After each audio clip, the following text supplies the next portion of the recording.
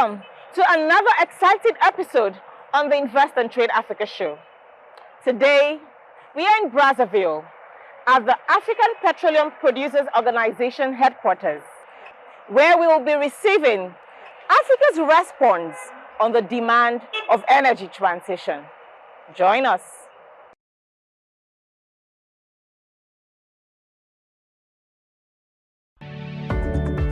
APO is an organization of African countries producing petroleum. It was created on January 27, 1987 in Lagos, Nigeria, to serve as a platform for cooperation and harmonization of efforts, collaboration, sharing of knowledge and skills amongst African oil-producing countries. The organization is headquartered in Brazzaville, the Republic of Congo. APO's mission is to promote cooperation in the field of hydrocarbons of its member countries and other global institutions to foster fruitful collaboration and partnerships while utilizing petroleum as a catalyst for energy security, sustainable development, and economic diversification in Africa. We've been asked several times about the implications of the global energy transition on African countries, especially APO member countries whose economies are highly dependent on oil and gas revenue. Before 1973, nobody was talking about energy transition. When we talked about transition, we're looking at what you call peak oil. Where do we go after we had exhausted the global reserves of oil and gas? Today it has become obvious that it will take a very, very long time to exhaust oil and gas because technologies keep bringing more and more reserves. Africa is at the receiving end when it comes to energy transition because our countries have been in this business for close to 3/4 of a century, producing oil and gas essentially for export. We came into the oil and gas industry as an export commodity. We produce oil and gas essentially to export in order to get revenue with which to import goods from Europe and America. And that's where the danger lies. For as long as we were producing oil and gas for the developed countries of the world, we had them to provide the funds for us. We had them to provide the markets. We had them to do the research and development for the industry's technology. And we even had them come in as experts to operate these technologies.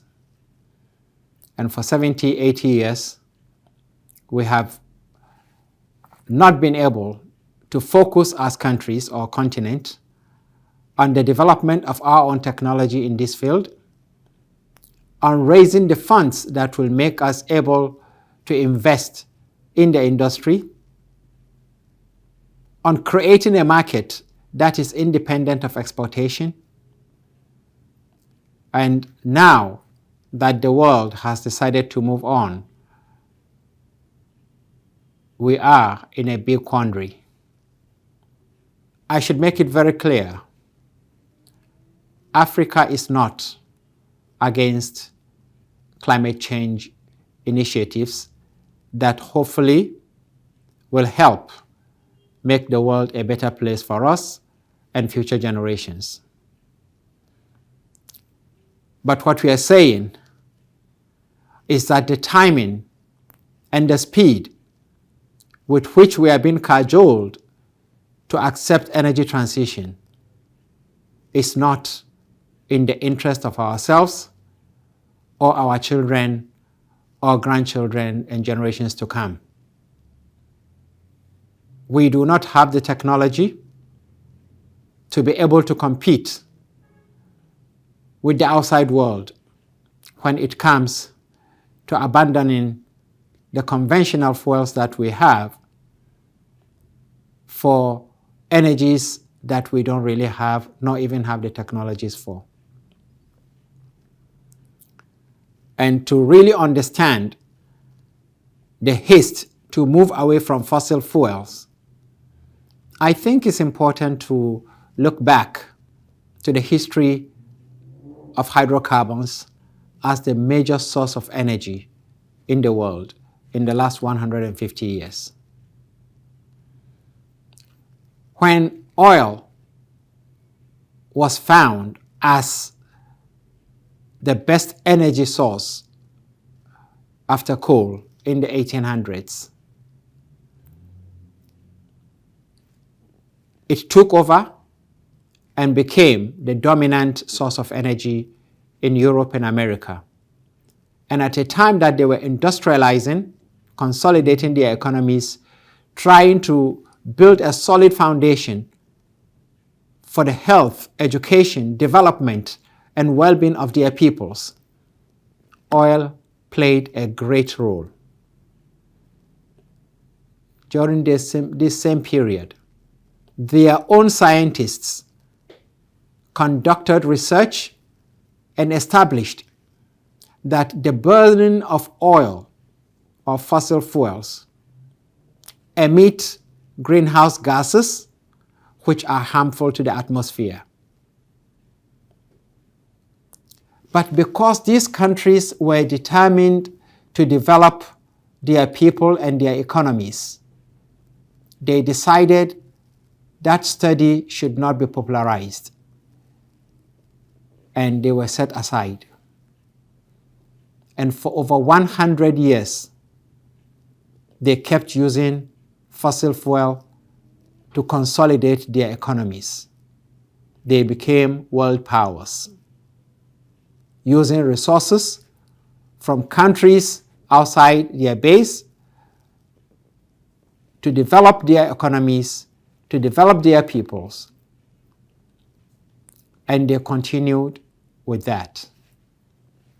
And they had no intention of stopping until it dawned on them that that oil really is not theirs. They are getting it from outside. And therefore, the question of energy security came up. And what happened? For the first time in 1973, the Arabs, on whom the West depended a lot for oil supplies, decided that they were going to sanction America and some European countries for supporting Israel in the Arab-Israeli War of 1973. And for the first time in the history of the United States, there were long queues across the United States, long queues of fuel. This was undreamt of. And the United States decided that it has to wean itself from dependence on foreign energy. The first step was to see if they could find oil in the United States. And that informed the decision or policy to encourage the development of shale oil. When that didn't work well, because shale oil production is a lot more expensive than conventional oil, they carefully manipulated the price of oil such that in 2003, the average price of a barrel of oil globally was about $25. But because they were determined to make sure that shale oil becomes competitive, deliberate efforts were made to manipulate the market, and gradually from 2003 to 2008, oil price had climbed from $25 per barrel to $150 per barrel. Shale oil at that time could only make profit at between $70 and $80. So by the time it passed the $80 mark, yes, Eureka, they found it. They encouraged Canada to produce its tar sand. They encouraged friendly countries to take over. Unfortunately, it didn't work. So studies were conducted, and it was established, or re-established, I would say, that fossil fuels are harmful to the atmosphere and by implication to humans. And on that basis, lobbies, groups were sponsored to campaign against fossil fuels.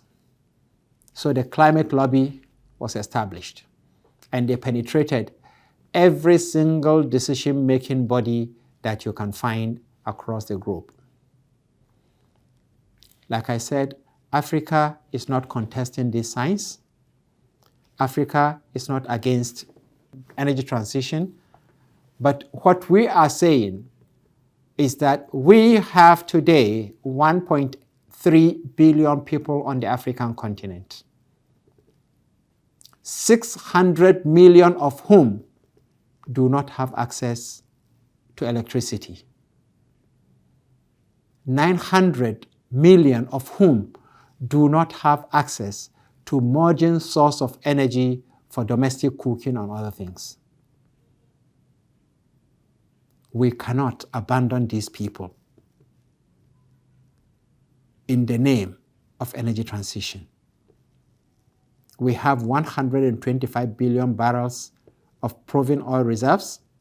We have over 500 trillion standard cubic feet of gas in our grounds. We need to bring these resources out to be able to change the life of our people and to be able to use it to diversify our own economies. This is what we are saying. And if we could help get the support of outsiders, that would be great. But even if we don't get, it is time, high time indeed, for Africa to begin to look inwards, to be able to do what it needs to do to develop. No continent, no country outside of Africa will give Africa number one priority. We are always secondary, if not tertiary. So our leaders need to begin to think of saving Africa using our own resources. We need to work to develop the market because we have 1.3 billion people, and these people need energy. And we have this energy. We have the market. And we have the finance only if we will prioritize our resources. This is our commitment in Apple, and this is what informed the decision of the Ministerial Council to commission a study on the future of the oil and gas industry on the African continent in the light of the energy transition. And the findings are clear. We need to address the technology challenge. We need to address the finance challenge. We need to address market challenge, and then the expertise. And this is what Apple is focused on doing. And as you may know, we have just signed an MOU with the Afri-Exim Bank to found our own bank to assist with the energy transition, to assist, give Africans the financial resources they need to be able to exploit their oil and gas, in view of the fact that the traditional financiers, the IOCs and international financial institutions, have indicated their determination to leave this industry willy-nilly, whether they like it or not. They are under tremendous pressure to leave. And we know they have to leave because they cannot go against the policies of their governments. I thank you very much.